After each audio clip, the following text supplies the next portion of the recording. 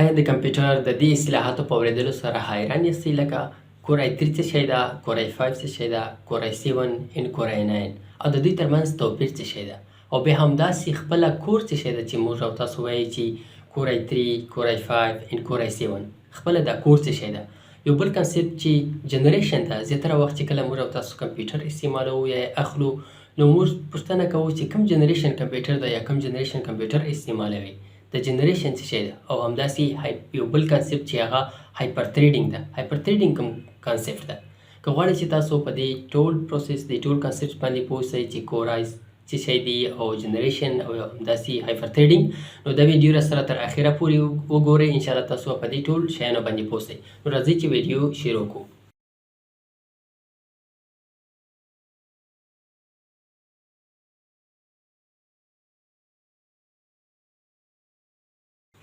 ښه راغلاست پښتو ټیک ماسټر ته. زه یم محمد یوسف.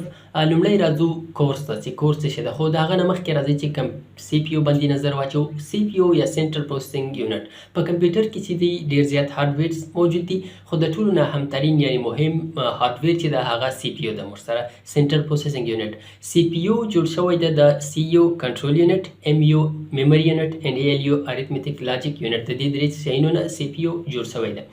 کوم پروګرام چې هم موږ غواړو رن کو یا سافټویر، نو هغه به حتمي ځي سی پي یو ته د پروسیسینګ یا ایگزیکیشن د ترسره کولو لپاره، یعنې هغه حتمي راځي سی پي یو ته، سی پي یو په هغه باندې ایگزیکیشن ترسره کوي. اوس راځو پروسیسر. سی پي یو چې کله هم لومړیو کې راغلل، نو سی پي یو څه کوله، یو کار به ایټ ا ټایم سرته رسولو.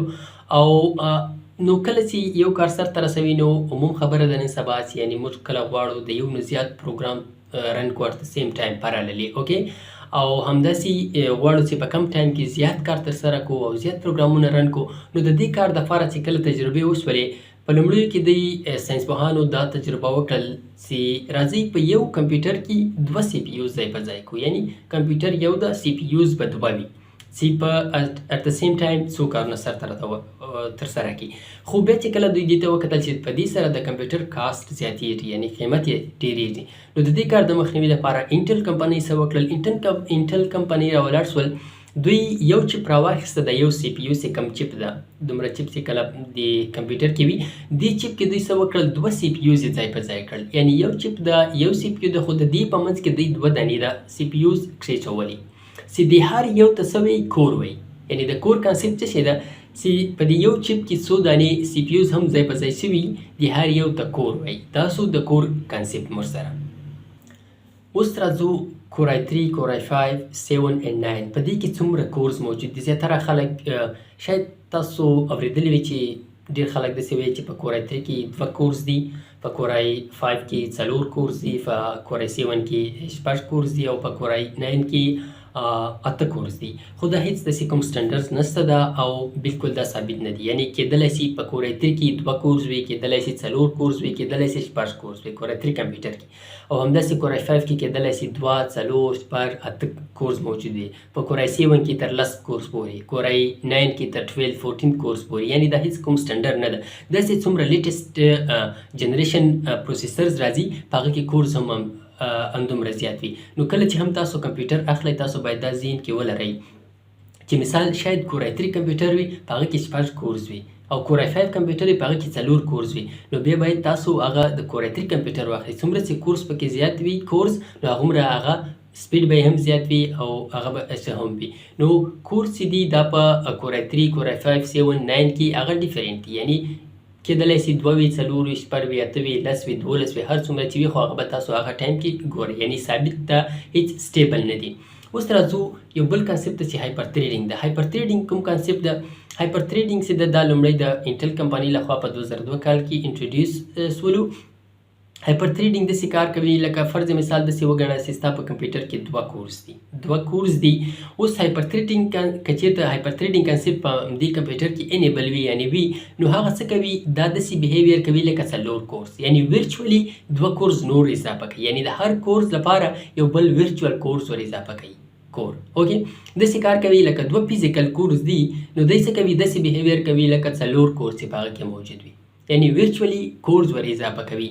نو په دې سره دې کنسپټ ور اضافه کولو سره د کمپیوټر قیمت نور هم زیات کم سو او کار یې ډېر ښه سو. یعنی کله چې هم تاسو کمپیوټر اخلئ که چېرته په هغه کې هایپر تھریډینګ کنسپټ انیبل وي نو هغه به قیمت کم وي او هغه به ډېر ښه کار کوي.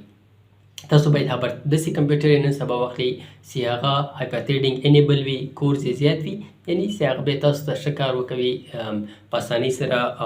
څومره زیات پروګرام تاسو غواړئ هغه رن کړي او په کم ټایم کې درته زیات کارونه وکوي.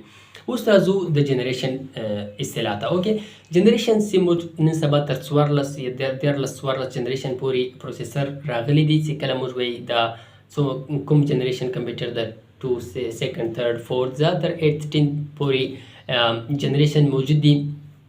جنریشن په پروسیسر کې چې دا مهم شی چې دا هغه ټرانزسټر ده.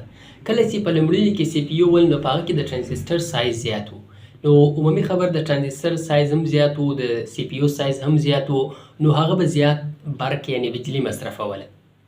اوس چې څومره لیټیسټ ټیکنالوژي یعنې جنریشن چې جنریشن نوی جنریشن راځي هغه کې دوی څه تبدیلیانې راولي، په هغه کې دوی د ټرانزسټر سایز کموي. کله چې د ټرانزسټر سایز کم سي نو عمومي خبره ده په هغه کې د پروسیسر سایز هم کمیږي او همداسې کم برق یعنې بجلی مصرفوي. چې کم برق او بجلی مصرف کی عمومي خبر ده په هغه سره د بیټري لایف ښه کېږي، یعنی بیټري د کمپیوټر بیټري به زیات ټایم چارج وي. یعنی څومره چې لیټیسټ جنریشن کمپیوټر دی د هغه سی پی یو کمه کوچنی او د بیټري لایف چې د هغه به ډېر ښه وي، یعنې هغه به ډېر زیات چارج وهي. نو کله چې هم تاسو ګورئ نن سبا اټلیست تاسو باید د 8م جنریشن نه را دې خوا ته کمپیوټر واخلئ، ځکه چې هغه چارج هم ډېر زیات ټایم وهي او سایز کې هم وړوکی وي او کار یې هم ډېر ښه کار وي. نو دغه ټول هغه اصطلاحات ول. اوس که چېرته تاسو داسې کار کوئ چې مثال صرف ډاکومنټیشن سره مو کار وي یا ویډیوز ګورئ نو د هغه لپاره کور i3 کمپیوټر ستاسو لپاره بالکل صحیح ده. بیا که چېرته تاسو داسې راځئ مثال د کمپیوټر ساینس سټوډنټس یاستئ، ځکه تاسو بیا ځینې پروګرامونه لکه ویژوال سټوډیو او نور داسې پروګرامونه رن کوئ د هغه لپاره هغه هیوي دي، د هغه لپاره کور i5 سي 6 یا 8 کورس ولرئ داسې کمپیوټر او بیا چې ګیمینګ دپاره کوئ هغه لپاره خو نو بیا تاسو ډېر ښه کمپیوټر چې مثال کور i9 ته وګوره ډېر کورس ولري، ګرافیکس او هر څه ولري. نو کمپیوټر کې دغه شیان چې مثال کورز یې زیات وي، هایپر تھریډینګ پکې انیبل وي او جنریشن یې لیټیسټ نوی جنریشن کمپیوټر وي. مثال اټلیست د 8م جنریشن نه را دې خوا ته نن سبا تاسو کوشش کوئ چې کمپیوټر واخلئ ځکه هغه به ډېر ښه وي.